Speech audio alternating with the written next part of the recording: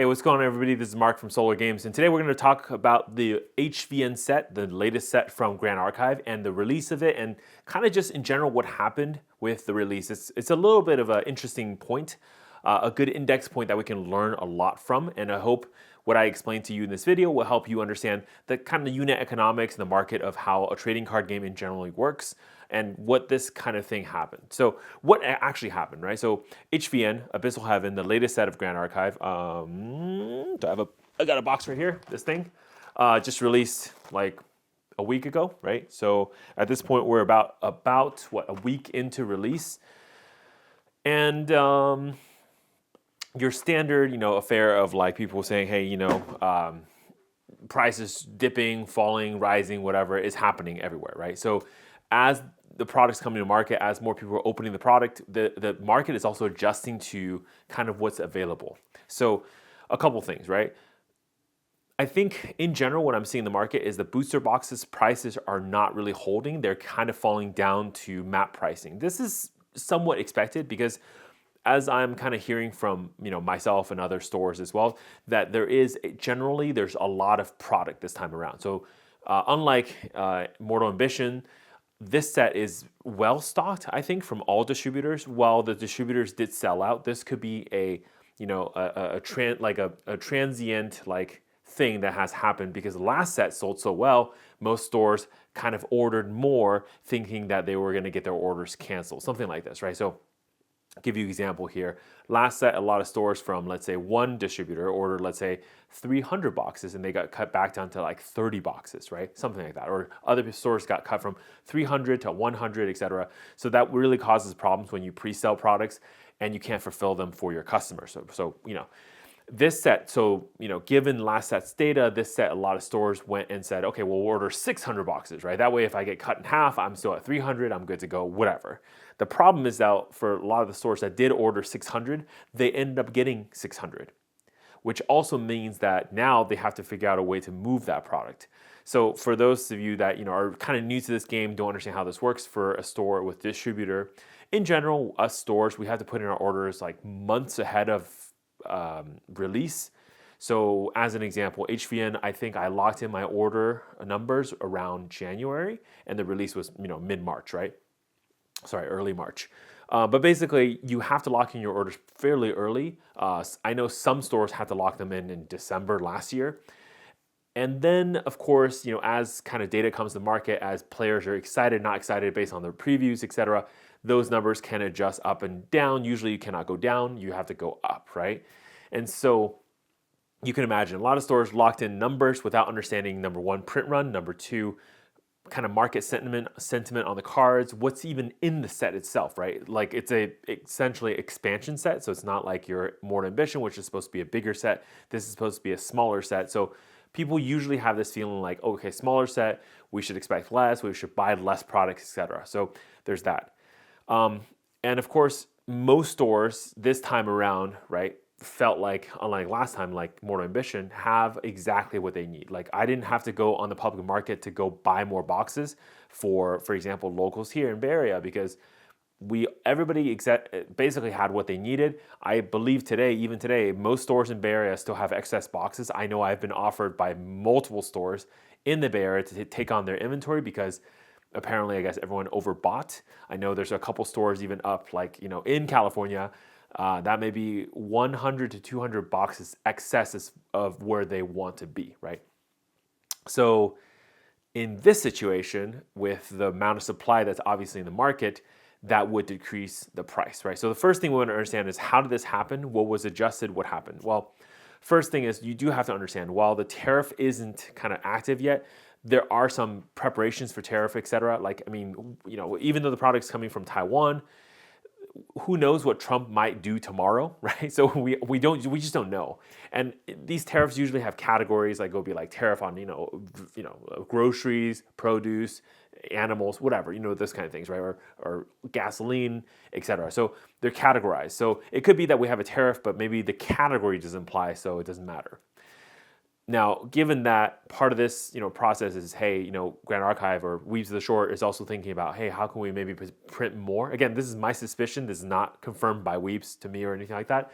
But printing more product ahead of time, getting them shipped over to America. Because last time, one of the challenges we have is the product is made in Taiwan, but getting that distributed out to, let's say, Japan, Southeast Asia, Oceania, like Europe, Americas, it's kind of hard. It takes some time, right? And how do you split the product? Because once you kind of ship like all the product over to, let's say, Australia, you can't take that excess inventory that doesn't sell in Australia and ship it back to America, maybe where the product is needed more. So even weebs have to make, grand estimations. One of the things that Weeb does, and again, I don't personally know why they do this because I think it's very risky, is print run numbers are published and they're published fairly early in the whole process. Again, it's all about the transparency that this company does, which is really nice to us as the vendors, players, etc. But I think it's to the detriment of Weeb. So give you an example here. I've written down the print run numbers. If you can't really see them, I'll read them out to you. But MRC 1E, for example, right? So this is Mercurial Heart, was printed at 28K. Let's just 27,750. Let's just say 28K boxes for the entire print run of 1E, right? That one, if you remember, when it first released, a lot of the boxes were consumed, and then people were like, "Oh, this is excess." Everyone had too many MRC, right? Mercurial Heart, and so the price started decreasing. Everything became, deflated. Until basically people realized a lot of the cards in MRC were actually really good, and then the prices steadily went up, and we had a supply shock, right? Even now, if you look at MRC, I believe the 1E boxes are very expensive because, again, this set was underprinted, so there's not a lot of 1E boxes out there. A lot of them did get opened because players needed cards, right? A lot of the cards inside the set were pretty pivotal for the meta all the way up until, I guess, even now, right? Mortal Ambition. So Mortal Ambition had a slight uptick on the print run. So it went from 28K to 39. So that's about 10K increase of boxes printed. And if you recall, what happened with Mortal Ambition was that the Wave 1 order, right? Some distributors got their orders cut by a lot, which meant Wave 1, there was a massive supply shock. Like for like a good maybe half a month to a month, there was just not enough supply. There was not enough boxes in the market. So a lot of stores didn't have like the ability to open a lot to sell for singles, etc. Didn't even have enough to like satisfy their current customer base's pre-orders. So that's what happened with Mortal Ambition. And then we fast forward now to, Abyssal Heaven. Again, expansion set. Normally sets like this are printed a little bit less, but see, there's a big adjustment here, right? And this number is not insignificant. So Mortal Ambition's print run was 39K. Abyssal Heaven is 69K. Very nice. But it's 69K, right? 30K increase. This is almost doubling the number of Mortal Ambition. If you think about it, put that into the context, there are also less cards essentially in this set, right? Compared to Mortal Ambition. Not that much less, but a little bit less, right? This set is going to be really interesting, right? Now, there are a lot of cards that probably are going to shift meta in here that are in the ultra rare, like category, etc. So it's hard to get them or hard to get a play set. Very similar to what happened with 3 visits in Mortal Ambition. I believe a lot of that is going to hold the prices of these boxes because those cards are hard to get and those cards are going to demand a certain price in the market. However, this number is actually fairly large. I think the real question that a lot of people probably, as you're watching this, is asking is this too many? Is this number too large, right? What is the right number? Personally, I don't know. Okay, that's the real answer here because we don't know how much the game has grown between Mortal Ambition and a little bit slightly prior to that to now, right? Again, as you know, the game's been growing, and part of this is to seed the Japanese market, which the game is kind of coming and up and coming and starting to kind of like flourish there. The other thing that you have to understand is in Asia, like in America, right? A lot of people just buy like buying a case is a pretty standard, or maybe like a limit for a lot of players in America, right? In America, the Western scene, buying a case of a product is pretty much the limit. In Asia, a lot of players target 3 to 5 to 8 cases per person, right? And so the consumption amount within Asia is massively different than it is in America. So this is another factor you have to kind of like judge. Again, my audience, I'm assuming, is mostly going to be European and European and American. But there's a big difference between, again, how those players consume the product than us here in America. So is the actual product print run too large? I don't know, right? Because we don't know how it's going to be consumed. What I can tell you right now is that from at least all of the distributions within America, none of them have Abyssal Heaven left over. So I can't currently get more from distributors, right? That's a good sign because that means probably we've in America consumed what we can. And again, stores like mine and other stores in the Bay Area, and I'm assuming across America, have the inventory they need. They're in essence, they're not going to order any more product right now because there's a lot of product. And this tends to happen with every card game release anyways, right? At the initial release, you want to kind of flood the market, if you will, and then have enough cards for players to immediately get enough cards to go play whatever deck. And we have a big tournament coming up this weekend, in fact. So it is good that we are oversupplying essentially in the beginning. But how should this run out, right? So as I'm looking at my inventory, I still have quite a large set of cards to open, and this set is one that I've judged where it actually makes sense to open a lot of boxes to supply the store. So I will be doing that, mass box openings, etc. Probably more videos that I will record. I've been just doing them off video because honestly it's faster. I can do them on video. I know some of you guys have spoken with some of my viewers. You guys really enjoy it when I open boxes on video, so maybe I'll do some of that and talk through that a little bit too. But I still have a lot of product to go through. I know a lot of stores are still doing the same thing across, all of America. So this is good, right? We're going to supply more cards. But then this is a reality across all of America is that you have to expect the prices to fall. And we've already seen this, right? So this is probably the sharpest drop off of CSR pricing I've ever seen in my Grand Archive history. Most of the time you'll see out of the gate, CSRs are fairly expensive. I think they're overpriced, like the day one, right? And what I've noticed this time around is that most people are not buying CSRs, right? Normally you'll see for example, Champion CSRs out of the gate usually cost around $1,000, right? Just for one card. This time has really dipped super fast. I mean, Champion CSRs has gone, basically the transaction price looks to be around $500, right? Sometimes a little bit lower, sometimes a little bit higher, depending on the champion, depending on whatever. That's what I'm sensing in the market is around that $500 range is where a lot of transactions is happening, and nobody really bought at the $1,000 range. I saw some combo deals where maybe a set of 3 were sold for maybe average of $700 each or something like that, but those are fairly rare and small, minimal transactions. So CSRs are falling fast, and then the non-character ones, non-champion ones, basically it's some unique champion, unique character, unique ally. I've seen those as low as $200 transacting fairly, frequently at that price. Some even lower. Again, just depends on how you negotiate your prices. And those are selling, right? So the reason for that is because, again, we have so many boxes. So I think if you're thinking, hey man, why is my CSR only worth $100 or $150 or $200? The reason is because there's just a lot more CSRs to go around. Because remember, CSRs aren't serialized. There's no number. There's no total amount of them, right? So on the website, of course, there is a total amount, but because of the ratio of the cases and because more cases are being printed, there's more CSRs in circulation. Just have to understand how that works there too. So with all of that said, though, the one card that has increased in price is the CUR of the set. Lü Bu is actually one that I think, just again, if you do the math, you think about the number of booster boxes being printed versus number of CUR. So CUR is still locked at 72 total, meaning for the 69,000 boxes of HVN, there's only 72 Lü Bus, which means because of that ratio, it's about, I think I did the math before, it's around 950 boxes. So about 1,000 boxes, one Lü Bu in every 1,000 box, right? It's really hard to get this card. So if you think about it from that perspective, this card should demand a higher price in general, right? Of course, there's going to be people who potentially want to sell it for cheaper, et cetera, whatever. This happens all the time. That's how a market works. But in general, this card should demand a higher price than the previous one, Koming, for example, which was, I think, out of the gate, a lot of people want to sell it at 2,500. Some of those transactions went lower, some went higher. Where does Lü Bu sit with Koming?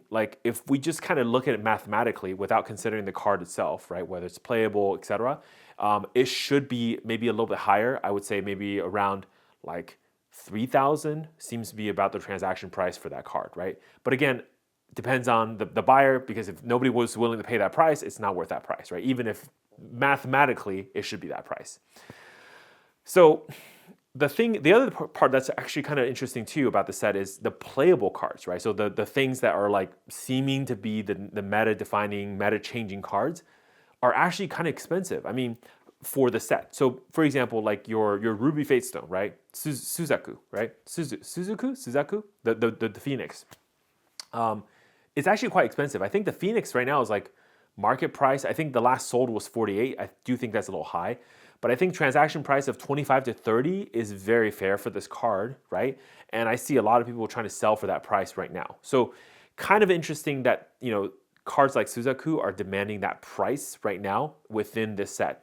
Now, again, one thing you have to understand is a lot of the cards like URs and especially the Regalias are really hard to get because the new changes with how GA does Regalia cards are way less common than before. So if you open boxes of whatever rares, only like a couple are going to be nullifying lanterns, and the rates of those should be a lot less than like Jouyu or some other like non Regalia card. Regalia cards are rare to get.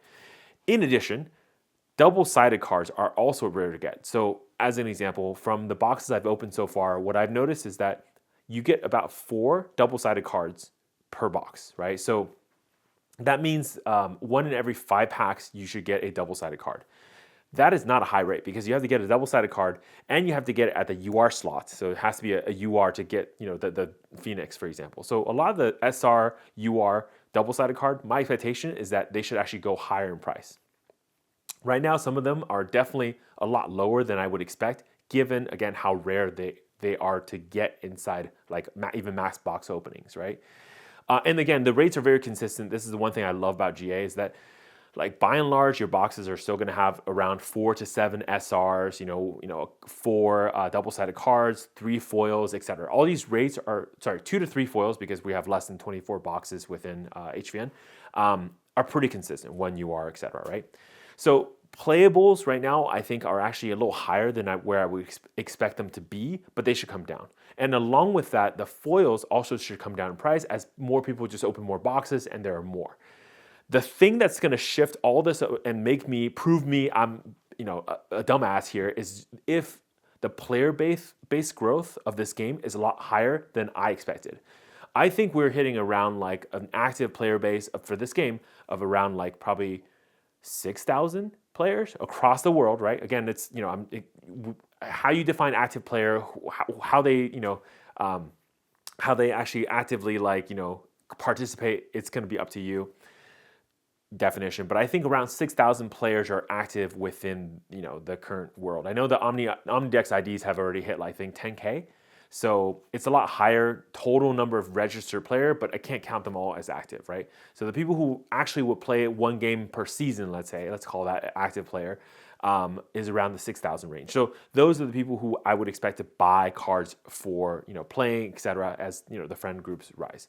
The other thing about card games in general is that the way that the growth works is that it's community based, meaning you really don't have like weird pockets where it's like one player out in the middle of nowhere starts playing the game. It's usually going to be a group. So your minimum group size is usually 2 to 4, all the way up to like 20, 30, because let's say a card shop, for example, converts up all their players to play a certain game. Now you just added 30 instantaneously to this game, right? And as they spread out and show their friends, bring more friends, etc., go to other card shops, etc. So that kind of builds on itself. So how the price lays out for HVN will highly, highly, highly depend on how many players that are active.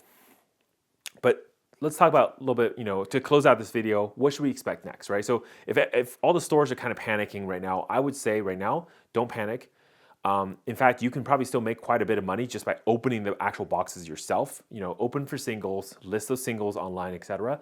Depress the price a little bit across the board so that players can have access to playable cards at a very fair, agreeable price. I think in general that helps to build the game. It's fine, right? And in a weird way, strategically, if the 69,000 print run is for that purpose, I think it's fine, right? My only fear is this is going to leave a sour taste in a lot of collectors' mouth where they think, man, I just spent all this money on like HVN thinking that the cards are going to be worth something, and they're not. And now maybe for the first time in like Grand Archive history, we have a rude awakening of like how much should cards actually be worth, right? Versus a lot of times when we open Grand Archive cards, if you open a CSR, I think a lot of players think the minimum is like $500, $400, something like that, right? Now we're seeing cards that are worth like, not that much.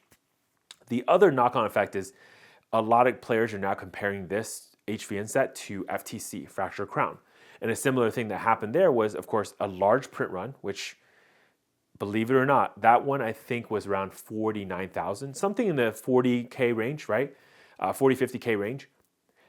Fractured Crown is essentially out of stock, right? Across the board.